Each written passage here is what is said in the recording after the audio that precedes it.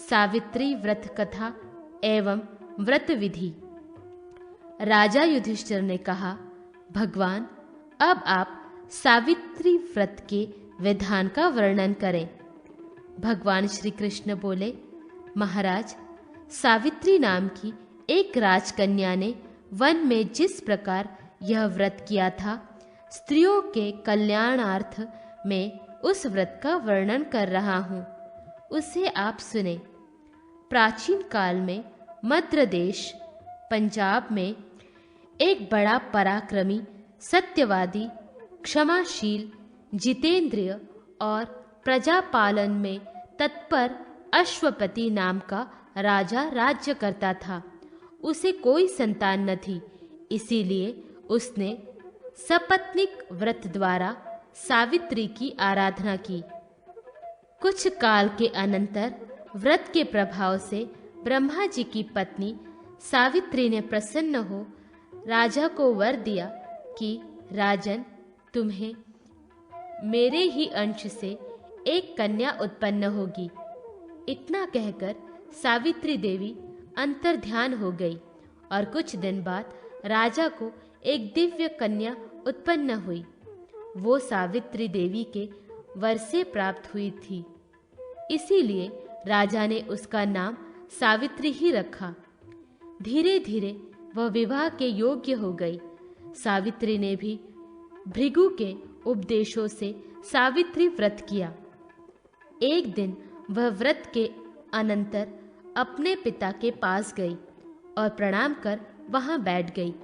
पिता ने सावित्री को विवाह योग्य जानकर आत्मियों से उसके विवाह के विषय में मंत्रणा की, पर उसके योग्य किसी श्रेष्ठ वर को न देखकर पिता अश्वपति ने सावित्री से कहा, पुत्री, तुम वृद्धजनों तथा आत्मियों के साथ जाकर स्वयं ही अपने अनुरूप कोई वर ढूंढ लो।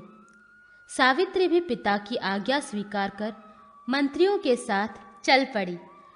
स्वल्प काल में ही राजशीर्षों के आश्रमों, सभी तीर्थों और तपोवनों में घूमती हुई तथा वृद्ध ऋषियों का अभिनंदन करती हुई वह मंत्रियों के सहित पुनः अपने पिता के पास लौट आई। सावित्री ने देखा कि राजसभा में देव ऋषि नारद बैठे हुए हैं। सावित्री ने देव ऋषि नारद और पिता को प्रणाम कर अपना वृत्तांत इस प्रकार बताया। महाराज, शाल्व देश में घृमतसेन नाम के एक धर्मात्मा राजा हैं। उनके सत्यवान नामक पुत्र का मैंने वर्णन किया है। सावित्री की बात सुनकर देव ऋषि नारद कहने लगे, राजन, इसने बाल्य स्वभावश उचित निर्णय नहीं लिया।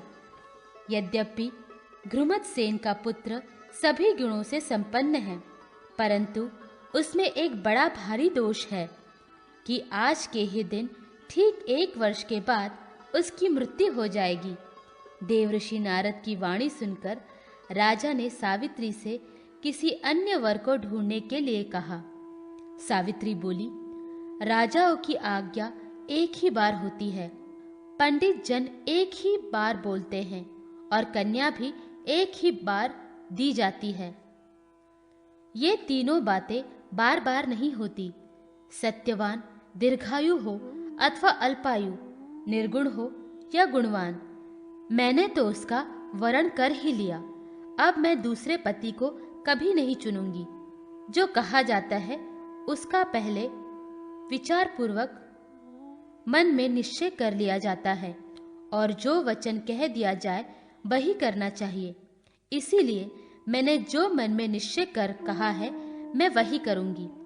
सावित्री का ऐसा निश्चय युक्त वचन सुनकर नारद जी ने कहा, राजन, आपकी कन्या को यही अभिष्ट है तो इस कार्य में शीघ्रता करनी चाहिए। आपका यह दान कर्म निर्विघ्न संपन्न हो। इस तरह कहकर नारद मुनि स्वर्ग चले गए और राजा ने भी शुभ मुहूर्त में सावित्री का सत्यवान से विवाह कर दिया। सावित्री भी मनोवांछित पति पाकर अत्यंत प्रसन्न हुई। दोनों अपने आश्रम में सुखपूर्वक रहने लगे। परंतु नारद मुनि की वाणी सावित्री के हृदय में खटकती रहती थी। जब वर्ष पूरा होने को आया तब सावित्री ने विचार किया कि अब मेरे पति की मृत्यु का समय समीप आ गया है। यह सोचकर सावित्री ने भाद्रपद मास के शुक्ल पक्ष की द्वादशी से 3 रात्रि का व्रत ग्रहण कर लिया और वह भगवती सावित्री का जब ध्यान पूजन करती रही। उसे यह निश्चय था कि आज से चौथे दिन सत्यवान की मृत्यु होगी। सावित्री ने 3 दिन रात नियम से व्यतीत किए। चौथे दिन देवता पितरों को संतुष्ट कर उसने अपने ससुर और सास के चरणों में प्रणाम किया। सत्यवान वन से काष्ठ लाया करता था। उस दिन भी वह काष्ठ लाने के लिए जाने लगा। सावित्री भी उसके साथ जाने को उद्यत हो गई। इस पर सत्यवान ने सावित्री से कहा, वन में जाने के लिए अपने सास ससुर से पूछ लो। वो पूछने गई। पहले तो सास ससुर ने मना किया, किंतु सावित्री के बार बार आग्रह करने पर उन्होंने जाने की आज्ञा दे दी। दोनों साथ साथ वन में गए। सत्यवान ने वहां काष्ठ काट कर बोझ बांधा, परंतु उसी समय उसके मस्तक में महान वेदना उत्पन्न हुई। उसने सावित्री से कहा, प्रिय, मेरे सिर में बहुत व्यथा है, इसीलिए थोड़ी देर विश्राम करना चाहता हूँ। सावित्री अपने पति के सिर को अपनी गोद में लेकर बैठ गई। इतने में ही यमराज वहां आ गए। सावित्री ने उन्हें देखकर प्रणाम किया और कहा, प्रभु, आप देवता, दैत्य, गांधर्व आदि में से कौन है? मेरे पास क्यों आए हैं? धर्मराज ने कहा, सावित्री, मैं संपूर्ण लोकों का नियमन करने वाला हूँ। मेरा नाम यम है। तुम्हारे पति की आयु समाप्त हो गई है, परंतु तुम पतिव्रता हो, इसीलिए मेरे दूत इसको न ले जा सके। अतः मैं स्वयं ही यहाँ आया हूँ।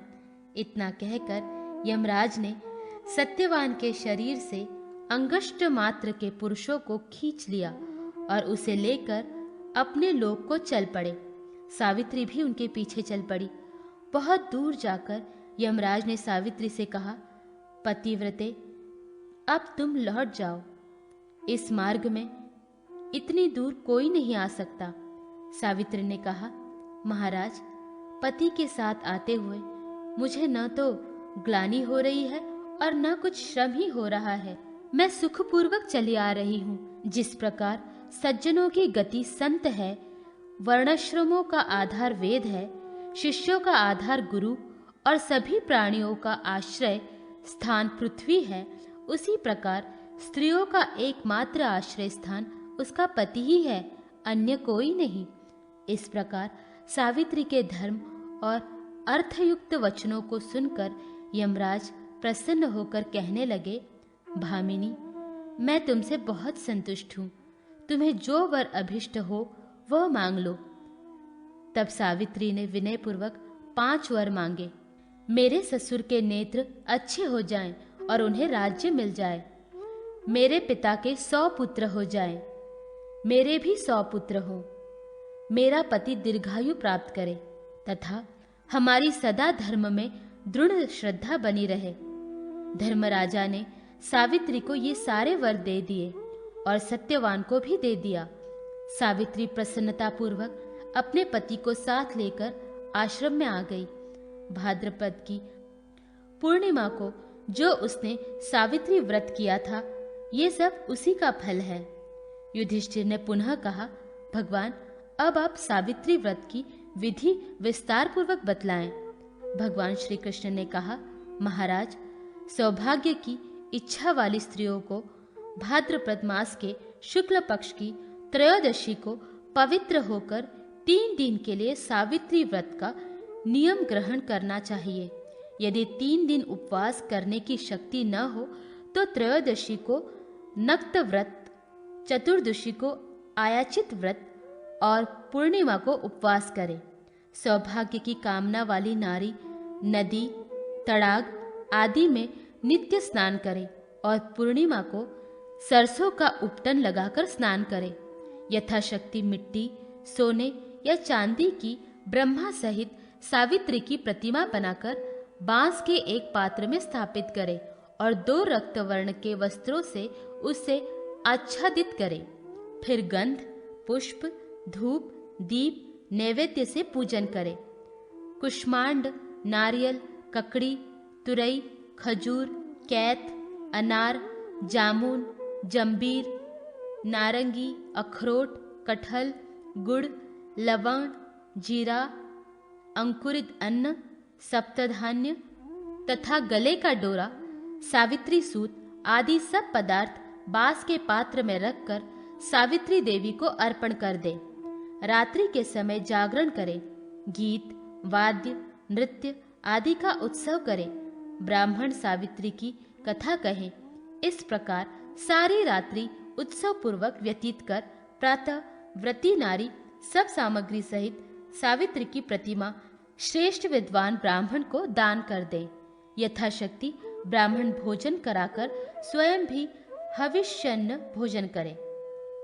राजन, इसी प्रकार ज्येष्ठ मास की अमावस्या को वट वृक्ष के नीचे काष्ठ भार सहित सत्यवान और महासती सावित्री की प्रतिमा स्थापित कर उनका विधिवत पूजन करना चाहिए। रात्रि को जागरण आदि कर प्रातः वह प्रतिमा ब्राह्मण को दान कर दे। इस विधान से जो स्त्रियां यह सावित्री व्रत करती हैं, वह पुत्र, पौत्र, धन आदि पदार्थों को प्राप्त कर चिरकाल तक पृथ्वी पर सब सुख भोग कर पति के साथ ब्रह्मलोक को प्राप्त करती है। यह व्रत स्त्री के लिए पुण्यवर्धक, पापहारक, दुख प्राणशक और धन प्रदान करने वाला है। जो नारी भक्ति से इस व्रत को करती है, वह सावित्री की भांति दोनों कुलों का उद्धार कर पति सहित चिरकाल तक सुख भोगती है। जो इस महात्म्य को पढ़ते अथवा सुनते हैं, वे भी मनोवांछित फल प्राप्त करते हैं। महाकार्तिकी व्रत के प्रसंग में रानी कलिंग भद्रा का आख्यान। भगवान श्री कृष्ण कहते हैं, महाराज, पूर्व काल में मध्य देश के वृषस्थल नामक स्थान में महाराज दिलीप की कलिंग भद्रा नाम की एक सर्वगुण संपन्न महारानी थी। वह सदा ब्राह्मणों को दान देती तथा देवार्चना करती रहती। एक समय उसने कार्तिक मास में 6 महीने का कृतिका व्रत का संकल्प किया। वह प्रत्येक पारणा में नित्य पूजन, दान, ब्राह्मण भोजन, हवन आदि में तत्पर रहती। एक बार व्रत में जब किंचित कालावशेष था, तब वह रात्रि में अपने पति के साथ विश्राम कर रही थी। उसी समय अचानक एक भयंकर सर्प ने उसे डस लिया। फलस्वरूप उसके प्राण निकल गए और वह जन्मांतर में बकरी बनी। परंतु व्रत के प्रभाव से उसे अपने पूर्व जन्म की स्मृति बनी हुई थी। उसने अपना कृतिका व्रत फिर ग्रहण किया। वह अपने युद्ध से अलग होकर उपवास करने लगी। एक बार कार्तिक मास में किसी दूसरे के खेत में जब वह चर रही थी, तब उस खेत का स्वामी उसे पकड़कर अपने घर ले आया। जाति स्मर अत्रि ऋषि ने उस बकरी को देखा और यह जान लिया कि यह रानी कलिंग भद्रा है। दया कर उन्होंने उसे बंधन से मुक्त करा दिया। वहां से छूटकर उसने बेर के पत्ते खाकर शीतल जल पिया और कृतिका व्रत का पारण किया।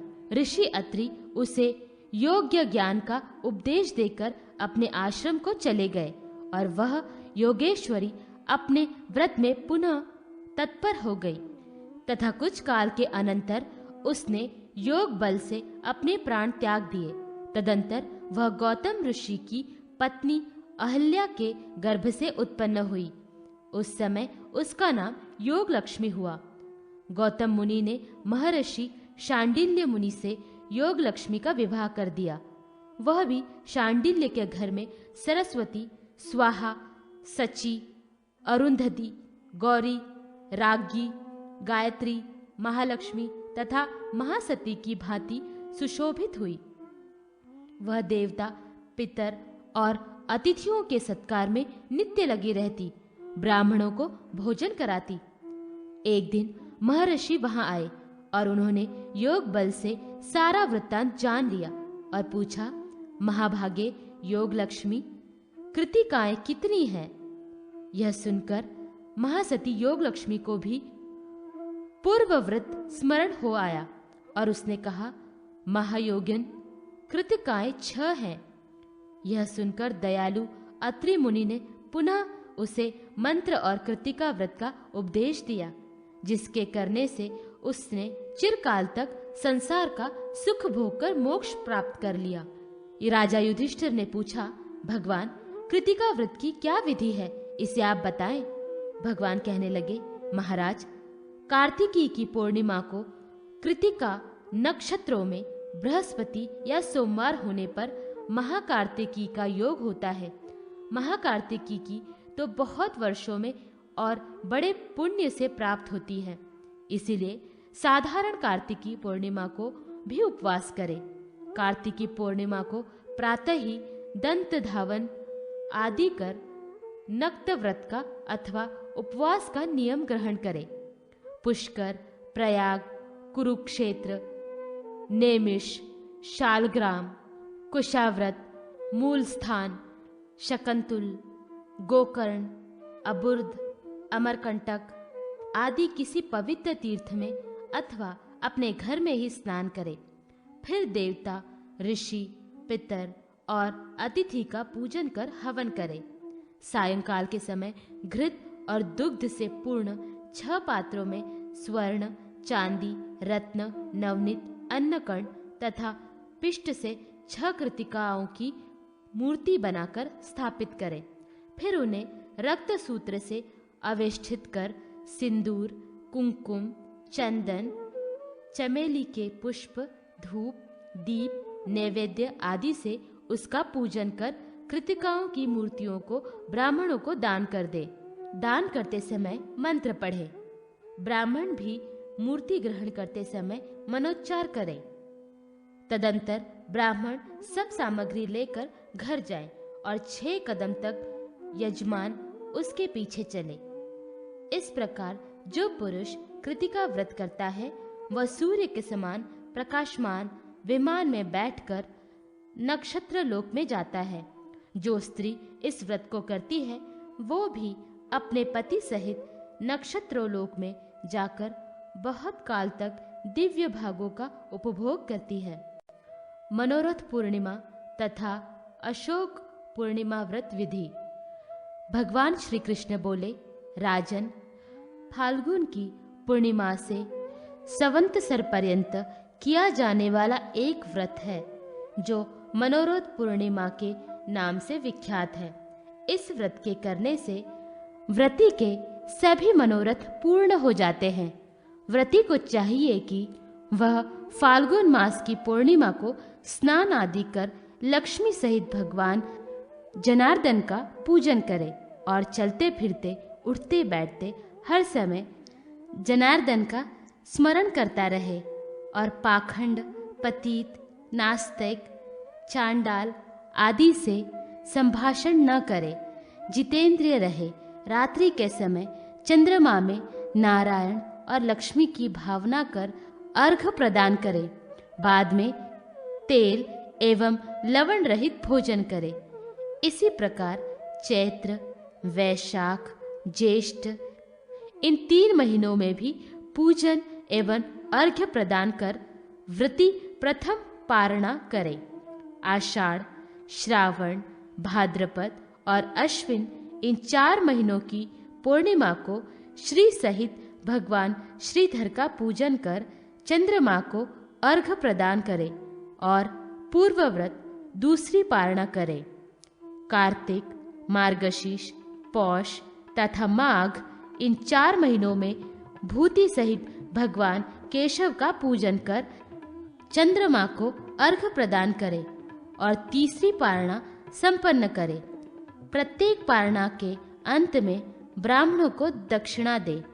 प्रथम पारणा के 4 महीने में पंचगव्य, दूसरी पारणा में 4 महीने में कुशोदक और तीसरी पारणा में सूर्य किरणों से तप्त जल का प्राशन करे। रात्रि के समय गीत वाद्य द्वारा भगवान का कीर्तन करें। प्रति मास जलकुंभ, जूता, छतरी, स्वर्ण, वस्त्र, भोजन और दक्षिणा ब्राह्मण को दान करें। देवताओं के स्वामी भगवान की मार्गशीर्ष आदि 12 महीने में क्रमशः केशव, नारायण, माधव, गोविंद, विष्णु, मधुसूदन, त्रिविक्रम, वामन, श्रीधर तथा ऋषिकेश, राम, पद्मनाभ और दामोदर इन नामों का कीर्तन करने वाला व्यक्ति दुर्गति से उद्धार पा जाता है। यदि प्रति मास दान देने में समर्थ न हो तो वर्ष के अंत में यथाशक्ति स्वर्ण का चंद्रबिंब बनाकर फल, वस्त्र आदि से उसका पूजन कर ब्राह्मणों को निवेदित कर दें। इस प्रकार व्रत करने वाले पुरुषों को अनेक जन्म पर्यंत इष्ट का वियोग नहीं होता। उसके सभी मनोरथ पूर्ण हो जाते हैं और वह पुरुष नारायण का स्मरण करता हुआ दिव्य लोक प्राप्त करता है। भगवान श्री कृष्ण ने पुनः कहा, महाराज, अब मैं अशोक पूर्णिमा का व्रत का वर्णन करता हूँ। इस व्रत को करने से मनुष्य को कभी शोक नहीं होता। फाल्गुन की पूर्णिमा को अंगों में मृतिका लगाकर नदी आदि में स्नान करे। मृतिका की एक वेदी बनाकर उस पर भगवान भूधर और अशोका नाम से धरणी देवी का पुष्प, नैवेद्य आदि उपचारों से पूजन करे।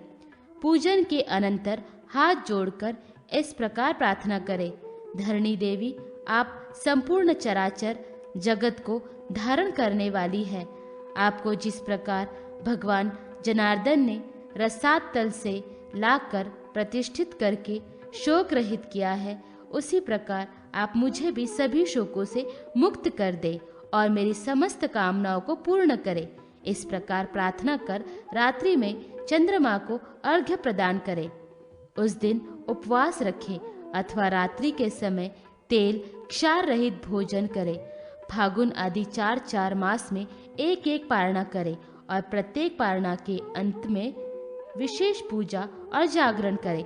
प्रथम पारणा में धरणी, द्वितीय में मैदिनी और तृतीय में वसुंधरा नाम से पूजन करें। वर्ष के अंत में स्वत्सा, गौ, भूमि, वस्त्र, आभूषण आदि ब्राह्मणों को दान करें। यह व्रत पाताल में स्थित धरणी देवी ने किया था। तब भगवान ने वाराह रूप धारण कर उनका उद्धार किया और प्रसन्न होकर कहा कि धरणी देवी, तुम्हारे इस व्रत से मैं परम संतुष्ट हूँ। जो कोई भी पुरुष स्त्री भक्ति से इस व्रत को करते हुए मेरा पूजन करेंगे और यथाविधि पारणा करेंगे, वे जन्म जन्म में सब प्रकार के क्लेशों से मुक्त हो जाएंगे और तुम्हारे समान ही कल्याणों के भाजन हो जाएंगे। अनंत व्रत महात्म्य। कार्तवीर्य के अभिभार्व का वृत्तांत।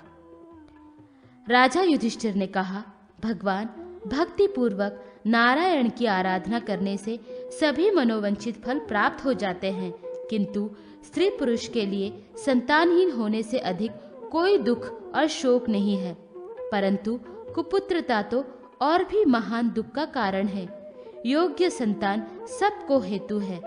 जगत में वे धन्य है जो सर्वगुण संपन्न, आरोग्य, बलवान, धर्मज्ञ, शास्त्रवेता, दिन अनाथों के आश्रय, भगवान हृदय को आनंद देने वाले और दीर्घायु पुत्र प्राप्त करते हैं।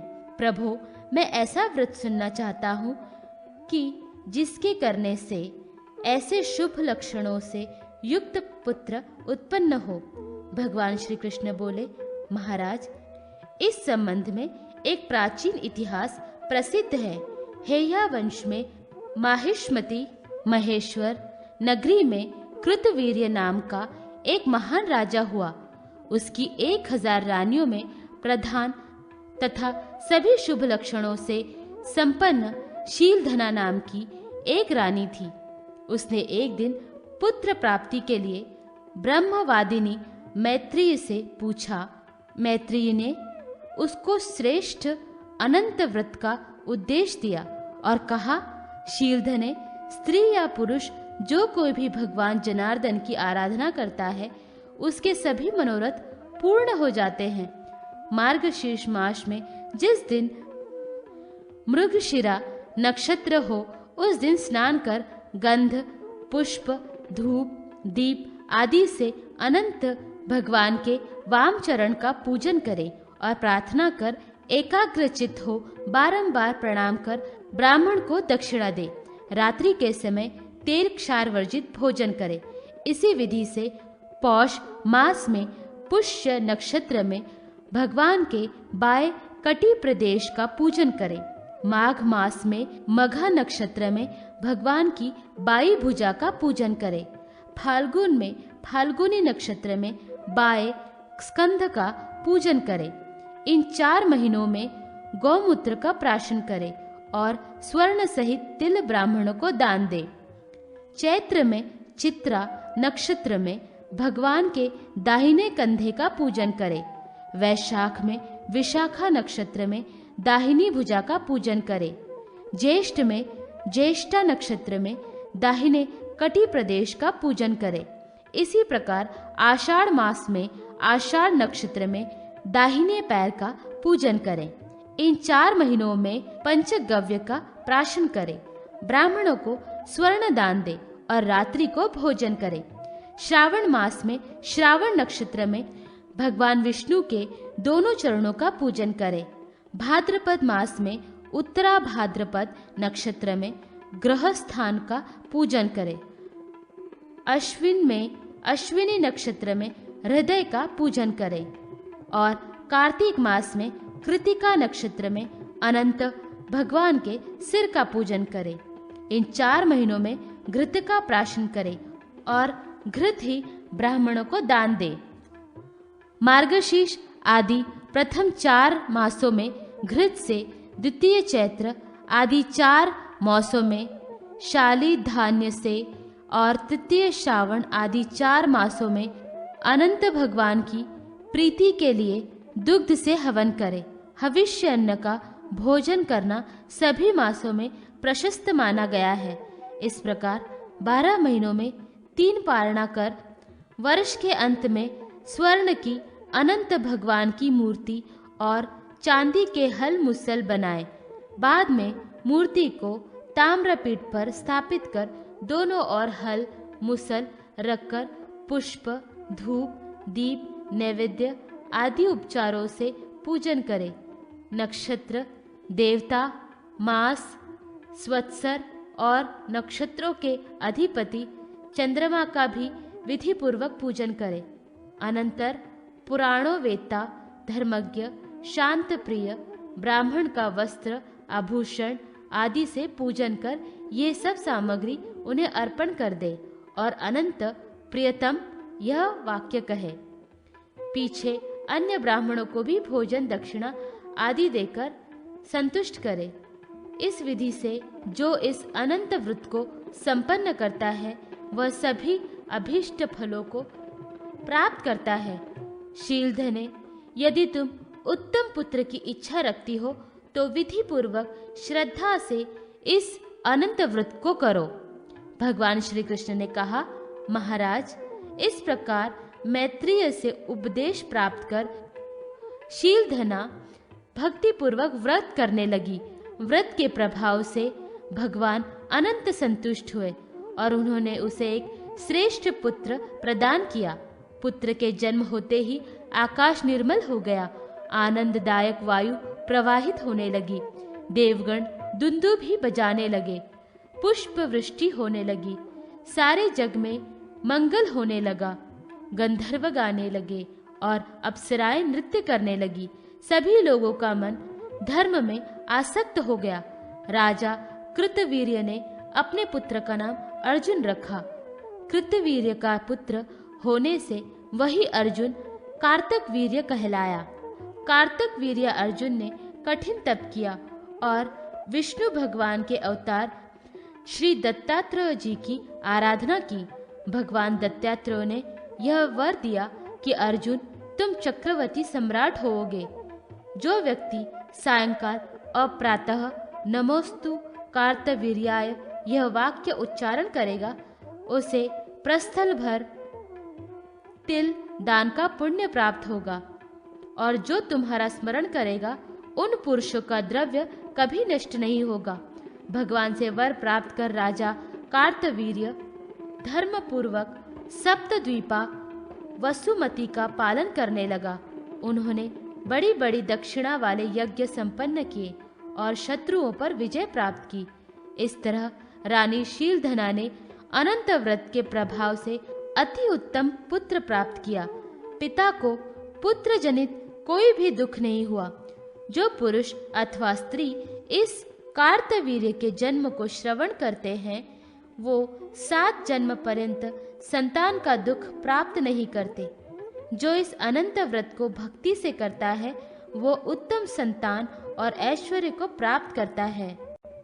मास नक्षत्र की व्रत के महात्म्य में सांभरायणी की कथा। राजा युधिष्ठिर ने कहा, प्रभु, ऐश्वर्य आदि के प्राप्त न होने से इतना कष्ट नहीं होता जितना प्राप्त होकर नष्ट हो जाने से होता है। इसीलिए आप ऐसा कोई व्रत बताएं जिसके करने से ऐश्वर्य, भ्रंश और इष्ट वियोग न हो। भगवान श्री कृष्ण बोले, महाराज, ये बड़ा भारी दुख है कि प्राप्त हुए सुख का फिर नाश हो जाता है। इसके लिए श्रेष्ठ पुरुषों को चाहिए कि वे 12 मास के 12 नक्षत्रों में भगवान अच्युत की विविध उपचारों से पूजा करें। इस नक्षत्र व्रत को प्रथम कार्तिक मास की कृत्तिका में करना चाहिए। इसी प्रकार मार्गशीर्ष मास के मृगशिरा नक्षत्र में, पौष मास के पुष्य नक्षत्र में तथा माघ मास के माघ नक्षत्र में करना चाहिए। कार्तिक, मार्गशीर्ष, पौष तथा माघ इन 4 महीनों में खिचड़ी का भोग लगाएं और यही ब्राह्मणों को भोजन भी कराएं। फाल्गुन आदि 4 महीनों के नक्षत्रों में सयाव, गोझिया का नैवेद्य लगाएं और आषाढ़ आदि 4 महीनों के नक्षत्रों में पायस का नैवेद्य लगाएं। पंचगव्य का प्राशन करें और भक्ति से नारायण का अर्चन कर प्रार्थना करें। अच्युत, आपको बार बार नमस्कार है। मेरे पापों का नाश हो जाए, पुण्य की वृद्धि हो, मेरे ऐश्वर्य, वित्त आदि अक्षय हो तथा मेरी संतति कभी नष्ट ना हो। जिस प्रकार से आप पर से परे ब्रह्मभूत और उससे भी परे अच्युत परमात्मा हो, उसी प्रकार आप मुझे अच्युत कर दें। अप्रमेय आप मेरे पापों को नष्ट कर दें। पुरुषोत्तम, अच्युत, अनंत, गोविंद, अमेयात्मन मेरी समस्त अभिलाषाओं को पूर्ण करें। मेरे ऊपर आप प्रसन्न हो। अनंतर रात्रि के समय भगवान का प्रसाद ग्रहण करें। वर्ष पूरा होने पर जब भगवान अच्युत जग जाए, तब घृतपूर्ण ताम्र पात्र और दक्षिणा ब्राह्मण को देकर अच्युत प्रियताम यह वाक्य कहे। इस प्रकार 7 वर्ष तक नक्षत्र व्रत करके सुवर्ण की अच्युत की प्रतिमा बनाकर स्थापित करें और उसके सामने भगवान की परम भक्ता और पतिव्रता सांभरायणी ब्राह्मणी की चांदी की मूर्ति बनाकर स्थापित करें।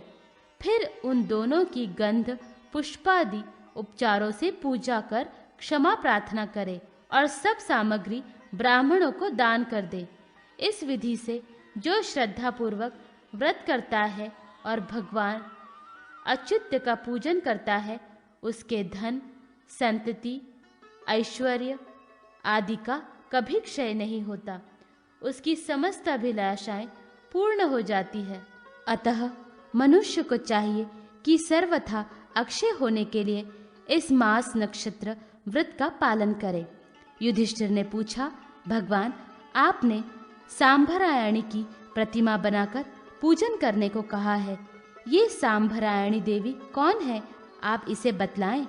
भगवान श्री कृष्ण बोले, महाराज, ऐसा सुना जाता है कि स्वर्ग में सांभरायणी नाम की एक तपोधना कठिन व्रत का आचरण करने वाली प्रख्यात सिद्धा नारी थी, जो देवताओं की भी शंकाओं का समाधान कर देती थी। एक समय देवराज इंद्र ने देवगुरु बृहस्पति से पूछा, भगवान, हमारे पहले जितने इंद्र हो गए हैं उनका क्या आचरण और चरित्र था? आप कृपा कर इसका वर्णन कीजिए। देवगुरु बृहस्पति बोले, देवेंद्र, सब इंद्रों का वृत्तांत तो मुझे नहीं मालूम, केवल अपने समय में हुए इंद्रों के विषय में मुझे जानकारी है। इंद्र ने कहा, गुरु, आपके बिना हम यह वृत्तांत किससे पूछें? बृहस्पति कुछ काल विचार कर कहने लगे, पुरंदर, इस विषय को तपस्विनी धर्माज्ञ सांभरायणी देवी से ही पूछो। यह सुनकर बृहस्पति को साथ लेकर देवराज इंद्र सांभरायणी के पास गए। सांभरायणी ने बड़े सत्कार से उनको बैठाया और अर्धायदि से पूजन कर विनय पूर्वक आगमन का प्रयोजन पूछा। इस पर बृहस्पति जी बोले, सांभरायणी, देवराज इंद्र को प्राचीन वृत्तांत सुनने का बड़ा कौतूहल है। यदि आप विगत इंद्रों का चरित्र जानती हो तो उसे बताएं। सांभरायणी बोली, देवगुरु, जितने इंद्र हो चुके हैं सबका वृत्तांत तो मैं अच्छी तरह नहीं जानती हूँ। मैंने बहुत से मनुओं, देव सृष्टियों और सप्त ऋषियों को देखा है। मनुपुत्रों को भी जानती हूँ और सब मनवंतरों का चरित्र मुझे ज्ञात है। जो आप पूछे वही मैं बताऊंगी।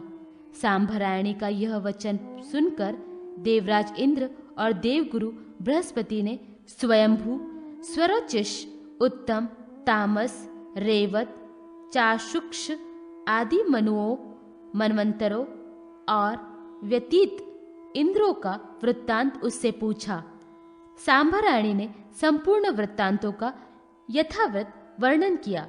राजन, उसने एक अत्यंत आश्चर्य की बात यह बतलाई कि पूर्व काल में शंकुकर्ण नाम का एक बड़ा प्रतापी दैत्य हुआ। वह लोकपालों को जीतकर स्वर्ग में इंद्र को जीतने आया और निर्भय हो इंद्र के भवन में प्रविष्ट हो गया। शंकुकर्ण को देखकर इंद्र भयभीत होकर छिप गए और वह इंद्र के आसन पर बैठ गया। उसी समय देवताओं के साथ विष्णु भी वहां आए। भगवान को देखकर शंकुकर्ण अत्यंत प्रसन्न हो गया और उसने बड़े स्नेह से भगवान का आलिंगन किया। भगवान उसकी नियत को समझ रहे थे, अतः उन्होंने भी उसका आलिंगन कर ऐसा निष्पीड़न किया कि उसके सब अस्थि पंजर चूर चूर हो गए और वह घोर शब्द करता हुआ मृत्यु को प्राप्त हो गया। दैत्यों को मरा जानकर इंद्र भी उपस्थित हो गए और विष्णु भगवान की स्तुति करने लग गए। सांभरायणी ने पुनः कहा, देवराज, यह वृत्तांत मैंने अपने नेत्रों से देखा था। इंद्र ने सांभरायणी से पूछा, देवी, इतने प्राचीन वृत्तांत को आप कैसे जानती हैं? सांभरायणी ने कहा, देवेंद्र, स्वर्ग का कोई ऐसा वृत्तांत नहीं है जो मैं नहीं जानती हूँ। इंद्र ने पूछा, धर्माज्ञ, आपने ऐसा कौन सा सत्कर्म किया है जिसके प्रभाव से आपको अक्षय स्वर्ग प्राप्त हुआ? सांभरायणी बोली, मैंने प्रति मास नक्षत्रों में 7 वर्ष पर्यंत भगवान अच्युत्य का विधिव्रत पूजन और उपवास किया है। ये सब उसी पुण्य कर्म का फल है। जो पुरुष अक्षय स्वर्गवास, इंद्रपद, ऐश्वर्य, संतति आदि की इच्छा करे, उसे अवश्य ही भगवान विष्णु की आराधना करनी चाहिए। धर्म, अर्थ, काम और मोक्ष, ये चारों पदार्थ भगवान विष्णु की आराधना से प्राप्त होते हैं। इतना सुनकर देवगुरु बृहस्पति और देवराज इंद्र सांभरायणी पर बहुत प्रसन्न हुए और दोनों ने भक्ति पूर्वक उसके द्वारा बताए गए मास नक्षत्र व्रत का पालन करने लगे। वैष्णव एवं शैव नक्षत्र पुरुष व्रतों का विधान। राजा युधिष्ठिर ने पूछा, यदुसतम, पुरुष और स्त्रियों को उत्तम रूप किस कर्म के करने से प्राप्त होता है? आप सर्वांग सुंदर, श्रेष्ठ रूप की प्राप्ति का उपाय बताइए। भगवान श्री कृष्ण ने कहा, महाराज, यही बात अरुंधति ने वशिष्ठ जी से पूछी थी और महर्षि वशिष्ठ ने उनसे कहा था, प्रिय, विष्णु भगवान के बिना आराधना और पूजन किए उत्तम रूप प्राप्त नहीं हो सकते। जो पुरुष अथवा स्त्री उत्तम रूप, ऐश्वर्य और संतान की अभिलाषा करे, उसे नक्षत्र पुरुष रूप भगवान विष्णु का पूजन करना चाहिए। इस पर अरुंधति ने नक्षत्र पुरुष व्रत का विधान पूछा। वशिष्ठ जी ने कहा, प्रिय, चैत्र मास से लेकर भगवान के पाद आदि अंगों का उपवास पूर्वक पूजन करें। स्नानादि से पवित्र होकर नक्षत्र पुरुष रूपी भगवान विष्णु की प्रतिमा बनाकर उनके पाद से सिर तक के अंगों का इस विधि से पूजन करें। मूल नक्षत्रों में दोनों पैर, रोहिणी नक्षत्र में दोनों जांघा, अश्विनी में दोनों घुटनों, आषाढ़ में दोनों उरुओं, दोनों फागुनों में ग्रहस्थान, कृतिका में कटि प्रदेश, दोनों भाद्रपदाओं में पार्श्वभाग और टखना, रेवती में दोनों कुक्षी, अनुरोधा में वक्षस्थल, घनिष्ठा में पीठ, विशाखा में दोनों भुजाएं, हस्त में दोनों हाथ, पुनर्वसु में अंगुली, आश्लेषा में नख, ज्येष्ठमा में ग्रीवा, श्रवण में कर्ण, पुष्य में मुख, स्वाति में दांत, शतभिषा में मुख, माघा में नासिका, मृगशिरा में नेत्र, चित्रा में ललाट, भरणी में सिर और आर्ध में केशों का पूजन करें। उपवास के दिन तेलाभंग ना करें। नक्षत्र के देवताओं और नक्षत्र राज चंद्रमा का भी प्रति नक्षत्र में पूजन करें और विद्वान ब्राह्मण को भोजन कराएं। यदि व्रत में अशोच आदि हो जाए तो दूसरे नक्षत्र में उपवास कर पूजन करें। इस प्रकार माघ मास में व्रत पूरा हो जाने पर उद्यापन करें। अपनी शक्ति के अनुसार स्वर्ण का नक्षत्र पुरुष बनाकर उसे अलंकृत करें। एक उत्तम शैया पर प्रतिमा स्थापित करें और ब्राह्मण दाम्पत्य को शैया पर बैठाकर वस्त्रभूषण आदि से उनका पूजन कर सप्त धान्य, स्वत्सा, गौ, छत्री, जूता, घृत पात्र और दक्षिणा सहित वह नक्षत्र पुरुष की प्रतिमा उन्हें दान कर दे। श्रद्धा पूर्वक इस व्रत के करने से सर्वांग सुंदर रूप, मन की प्रसन्नता, आरोग्य, उत्तम संतान, मधुर वाणी और जन्म जन्मांतर अखंड ऐश्वर्य प्राप्त होता है और सभी पाप निवृत्त हो जाते हैं। इतनी कथा कहकर भगवान श्री कृष्ण बोले, महाराज, इस प्रकार नक्षत्र पुरुष व्रत का विधान वशिष्ठ जी ने अरुंधति को बतलाया, वही मैंने आपको सुनाया। जो इस विधि से नक्षत्र रूप भगवान का पूजन करते हैं वे अवश्य ही उत्तम रूप पाते हैं। राजा युधिष्ठिर ने पुनः पूछा, भगवान, शिव भक्तों के कल्याण के लिए आप शिव नक्षत्र पुरुष व्रत का विधान बताएं। भगवान श्री कृष्ण ने कहा, महाराज, शिव नक्षत्र पुरुष व्रत के दिन भगवान शंकर के अंगों का पूजन और उपवास अथवा नक्त व्रत करना चाहिए। फाल्गुन मास के शुक्ल पक्ष में जब हस्त नक्षत्र हो, उस दिन से शिव नक्षत्र पुरुष व्रत का नियम ग्रहण करना चाहिए और रात में भगवान शिव का पूजन करना चाहिए। हस्त आदि 27 नक्षत्रों में भगवान शंकर के 27 नामों से उनके चरणों से लेकर सिर तक की क्रमांशः अंग पूजा करनी चाहिए। रात्रि के समय तेल क्षार रहित भोजन करें। प्रति नक्षत्र में सेर भर शाली चावल और घृत पात्र ब्राह्मण को प्रदान करें। 2 नक्षत्र एक दिन हो जाए तो 2 अंगों का 2 नामों से एक ही दिन पूजन करें। इस प्रकार व्रत कर पारणा में ब्राह्मणों को भोजन, दक्षिणा आदि से संतुष्ट करना चाहिए। स्वर्ण की शिव पार्वती की प्रतिमा बनाकर उसे उत्तम शैया पर स्थापित करे। बाद में सभी उपचारों से पूजन कर कपिला गौ, बर्तन, छत्र, चामर, दर्पण, जूता, वस्त्र, आभूषण, अनुलेपन आदि सहित वह प्रतिमा ब्राह्मण को निवेदित कर दे। बाद में प्रदक्षिणा कर विसर्जन करे और शैया, गौ आदि सब सामग्री ब्राह्मण के घर पहुंचा दे। महाराज, दुष्शील, दाम्भिक, कृतार्किक, निंदक, लोभी आदि को यह व्रत नहीं बताना चाहिए। शांत स्वभाव, सद्गुणी, शिव भक्त इस व्रत के अधिकारी हैं। इस व्रत के करने से महापातक भी निवृत्त हो जाते हैं। जो स्त्री पति की आज्ञा प्राप्त कर इस व्रत को संपन्न करती है उसे कभी इष्ट वियोग नहीं होता। जो इस व्रत के महात्म्य को पढ़ता है अथवा श्रवण करता है उसके भी पितरों का नरक से उद्धार हो जाता है। भग्न व्रत की प्रायश्चित विधि तथा पुण्य स्त्री व्रत। राजा युधिष्ठिर ने पूछा, भगवान, यदि मनुष्य नक्षत्र पुरुष व्रत को ग्रहण कर उसे न कर सके तो किस कर्म के द्वारा वह चीर्ण कृत माना जाता है, इसे बतलाएं। भगवान श्री कृष्ण बोले, राजन, यह अत्यंत रहस्यपूर्ण बात है।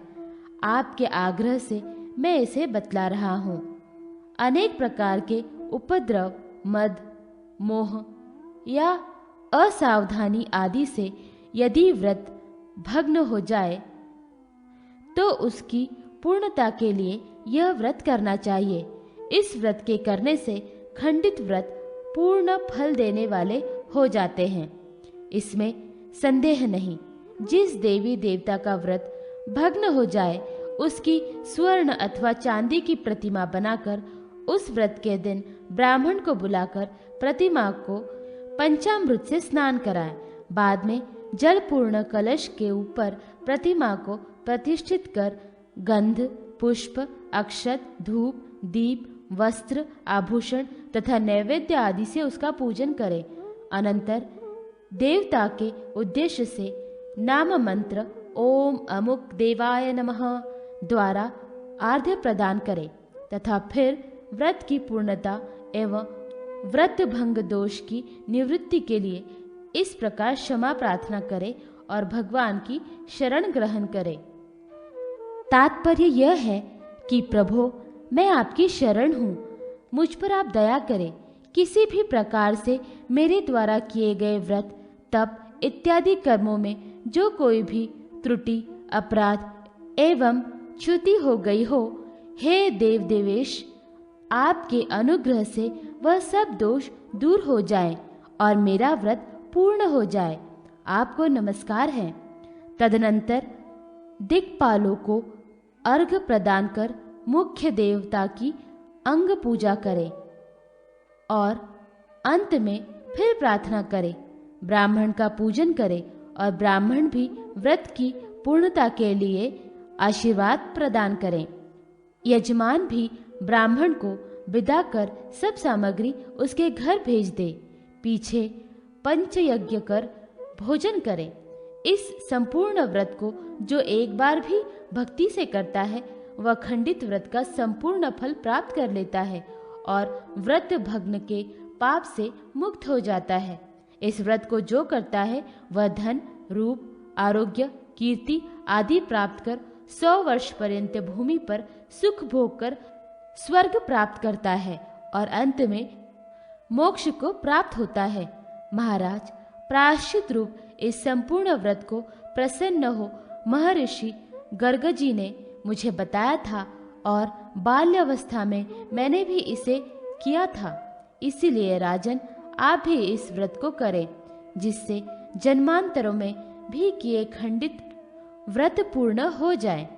राजन, इसी प्रकार एक अन्य पाण्य स्त्री व्रत है जो रविवार को हस्त, पुष्प अथवा पुनर्वसु नक्षत्र आने पर प्रारंभ किया जाता है तथा उसमें विधि पूर्वक विष्णु स्वरूप कामदेव का पूजन किया जाता है। अंत में सभी उपकरणों से युक्त शैया तथा विष्णु प्रतिमा ब्राह्मण को दान कर दी जाती है। व्रती स्त्री को चाहिए कि वह सदाचार के नियमों का पालन करती रहे। इस व्रत के करने से पाण्य स्त्रियों जैसी अधम स्त्रियों का भी उद्धार हो जाता है। वृतांग त्याग एवं ग्रह नक्षत्र व्रत की विधि। भगवान श्री कृष्ण बोले, महाराज, अब मैं वृंताक बैंगन के त्याग की विधि बता रहा हूँ। व्रती को चाहिए कि 1 वर्ष 6 मास अथवा 3 मास वृतांक का त्याग कर उद्यापन करे।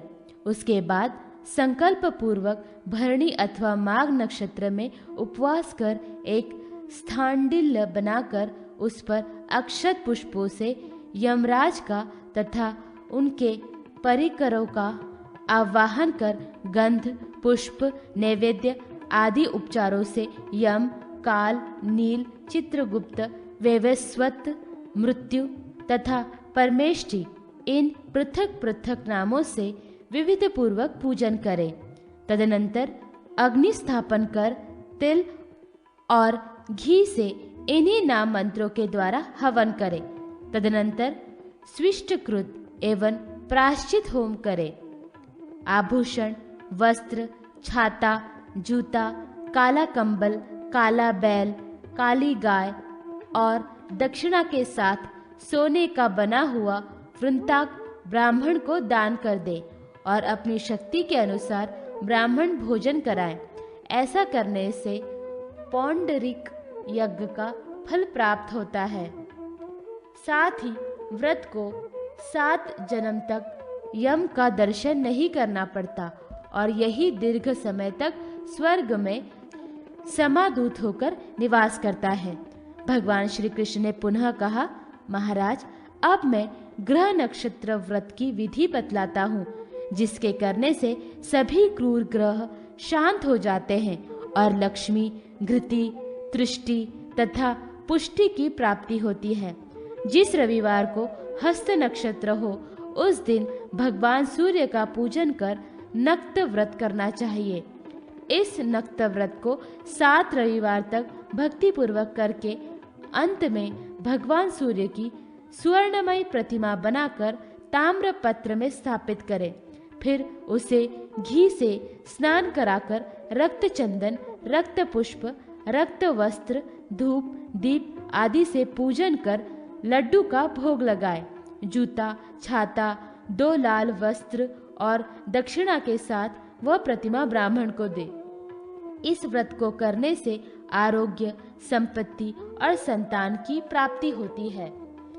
चित्रा नक्षत्र से युक्त सोमवार से आरंभ कर 7 सोमवार तक नक्त व्रत करके अंत में चंद्रमा की चांदी की प्रतिमा बनाकर चांदी अथवा कांसे के पात्र में स्थापित कर श्वेत पुष्प, श्वेत वस्त्र आदि से उसका पूजन करें।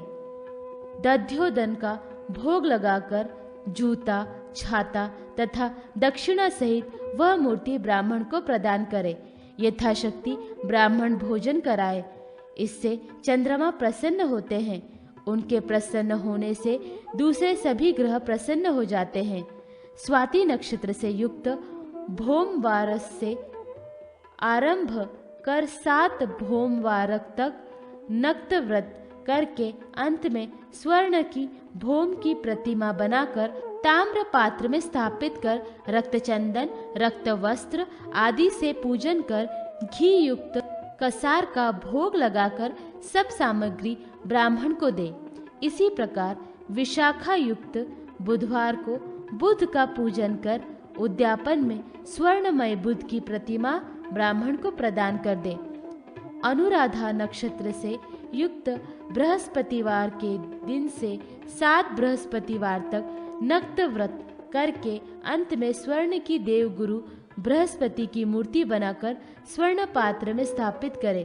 तदनंतर गंध, पीत, पुष्प, पीत, वस्त्र, यज्ञोपवीत आदि से उसकी पूजा करके खांड का भोग लगाकर सब सामग्री एवं मूर्ति ब्राह्मण को प्रदान कर दे। इसी प्रकार ज्येष्ठो युक्त शुक्रवार को व्रत का आरंभ कर 7 शुक्रवार तक नक्त व्रत करके अंत में स्वर्ण की शुक्र की प्रतिमा बनाकर चांदी अथवा बांस के पात्र में स्थापित कर श्वेत चंदन, श्वेत वस्त्र आदि से पूजन कर घी और पायस का भोग लगाए। सब पदार्थ एवं प्रतिमा ब्राह्मण को प्रदान करें। इसी विधि से मूल नक्षत्र युक्त शनिवार से आरंभ कर 7 शनिवार तक नक्त व्रत करके अंत में शनि, राहु और केतु का पूजन करना चाहिए और तिल तथा घी से ग्रहों के नाम मंत्रों से हवन करके नवग्रहों की समिधाओं से प्रत्येक ग्रहों को क्रम से 108 अथवा 28 बार आहुति दे। शनैश्चर आदि की प्रतिमा लोह अथवा स्वर्ण की बनाए। कृष्णान्न का भोग लगाकर सब सामग्री सहित वे प्रतिमाएं ब्राह्मण को प्रदान कर दे। इससे सभी ग्रहों की पीड़ा शांत हो जाती है। इस व्रत को विधि पूर्वक करने से क्रूर ग्रह भी सौम्य एवं अनुकूल हो जाते हैं और उसे शांति प्रदान करते हैं।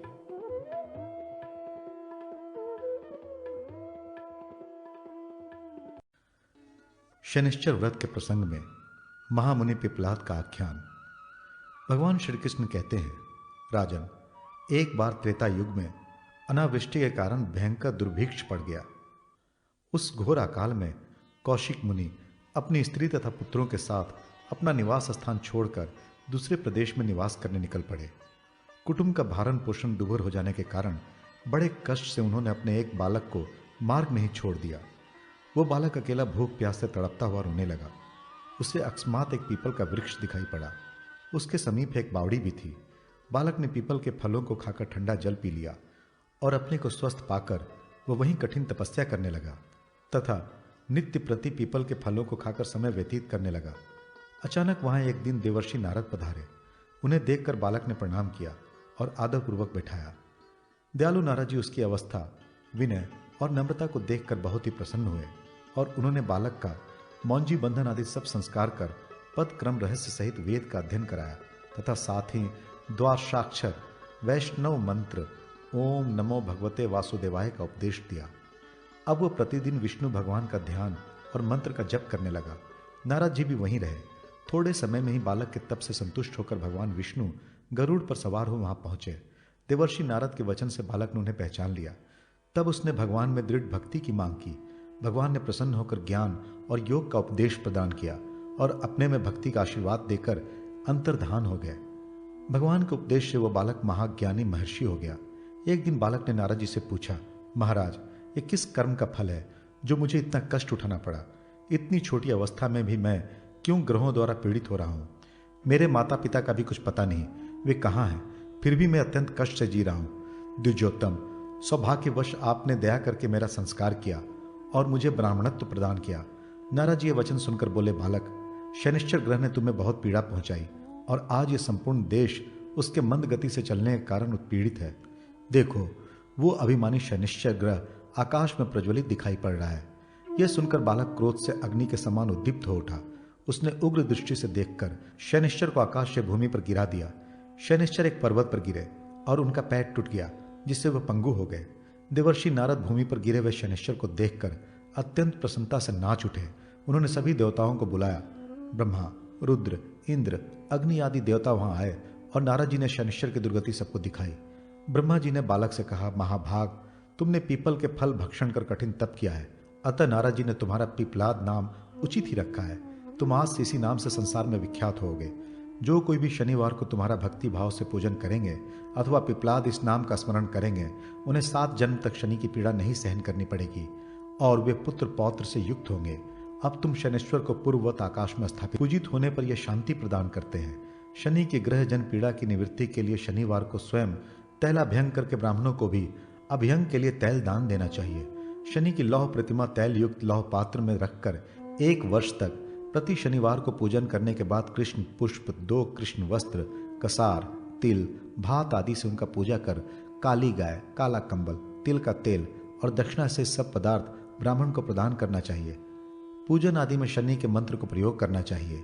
राज्य नष्ट हुए राजा नल को शनि देव ने स्वप्न में अपने एक प्रार्थना मंत्र का उपदेश दिया था।